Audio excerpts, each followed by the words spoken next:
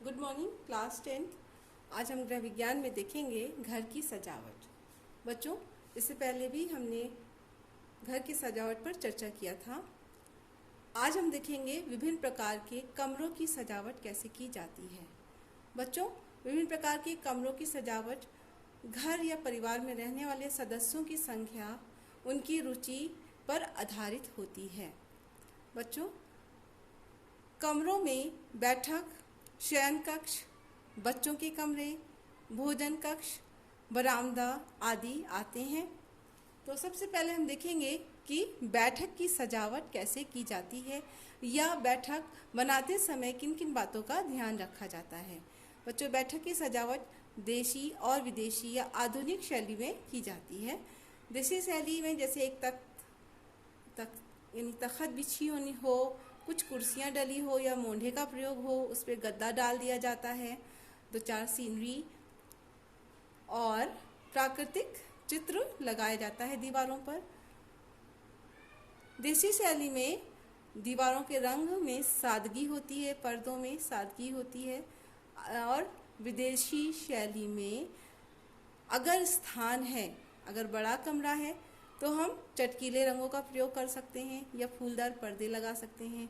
अगर कमरा छोटा है तो हल्के रंग का पर्दा लगाएंगे जो दीवारों के रंग से मेल खाता हो। कालीन का प्रयोग करेंगे। बच्चों, बैठक हमेशा मुख्य द्वार पर होनी चाहिए जिससे अतिथि को बैठने में सुविधा हो तथा घरों की गोपनीयता भी बनी रहे, और आकार के आधार पर उसकी सजावट करनी चाहिए। बैठक में रखे जाने वाले जो सामान होते हैं, देसी शैली में तो हम लोग तख्त यूज करते हैं, तख्त का इस्तेमाल करते हैं या मोंढे का इस्तेमाल करते हैं, कुछ कुर्सियों का इस्तेमाल करते हैं। विदेशी शैली में सोफ़ा सेट का प्रयोग करते हैं, तो उसमें जो कुशन का प्रयोग कर रहे हैं या कवर का इस्तेमाल कर रहे हैं, तो वो कमरे के आकार के आधार पर उनके रंगों का चयन करना चाहिए। बच्चों, अब आता है शयन कक्ष। शयन कक्ष बच्चों उचित प्रकाश की व्यवस्था होनी चाहिए। इसमें साज सज्जा या प्रदर्शन का कम महत्व होता है। इसके स्थान पर शयन कक्ष में सोने वालों की रुचि एवं उनकी सुविधा का ध्यान रखना पड़ता है। यानी शयन कक्ष में हमें अन्य प्रकाश व्यवस्था को देखते हुए एक छोटा सा मंद प्रकाश वाला बल्ब का भी इस्तेमाल करना चाहिए, जिसे हम रात भर जलाएं और वो आँखों को चुभे ना। और सोने वालों की रुचि और सुविधा के आधार पर शयन कक्ष में फर्नीचर्स वगैरह रखना चाहिए। बच्चों, दूसरा है बच्चों का कमरा। बच्चों के कमरे में बेड होती है, खिलौनों की अलमारी होती है, मेज़ कुर्सी होती है। बच्चों के कमरे में दीवारों पर हम चटकीले रंग का इस्तेमाल कर सकते हैं। अब है भोजन कक्ष। भोजन कक्ष भी देशी और विदेशी दोनों शैली के होते हैं। देशी शैली में पहले लोग पटरों पर बैठ करके फर्श पर भोजन करते थे। अब विदेशी शैली या आधुनिक शैली में मेज कुर्सी, फ्रिज, क्रॉकरी या अलमारी का प्रयोग किया जाता है। बच्चों, बरामदे में पहले के जितने भी घर बनते थे उन सब में बरामदा का प्रयोग किया जाता था। बरामदे में बच्चों ये बहुउद्देशीय कक्ष होता है। इसमें ये कॉमन रूम होता है और इसमें बच्चों के मनोरंजन के लिए सामान होते हैं, या घर परिवार में दादा दादी हैं, बहू बेटे हैं, सब एक साथ मिलते हैं और मनोरंजन करते हैं। बरामदे का बहुत लाभ होता है। यदि लाइट चली जाती है तो घुटन से बचने के लिए हवा की ज़रूरत होती है, तो बरामदे का प्रयोग किया जाता है जिससे उनको हवा मिलती रहे, लोग और परिवार के सदस्यों को घुटन से बचाया जा सके। स्नान घर भी देसी और विदेशी दोनों शैली के होते हैं।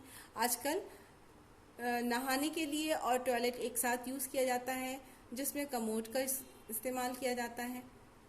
और आधुनिक फ्लैट जो कि कम स्थान लेता है और उसमें प्रत्येक स्थान का उपयोग किया जाता है, उसमें उचित संवातन तथा प्रकाश की व्यवस्था की जाती है।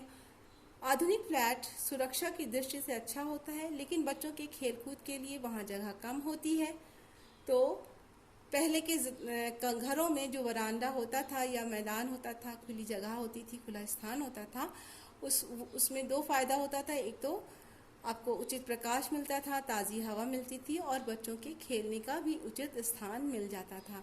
लेकिन जैसे जैसे हम आधुनिकता की ओर बढ़ रहे हैं, जनसंख्या बढ़ रही है, जगह कम पड़ रही है, तो कमरों के आकार भी छोटे हो रहे हैं।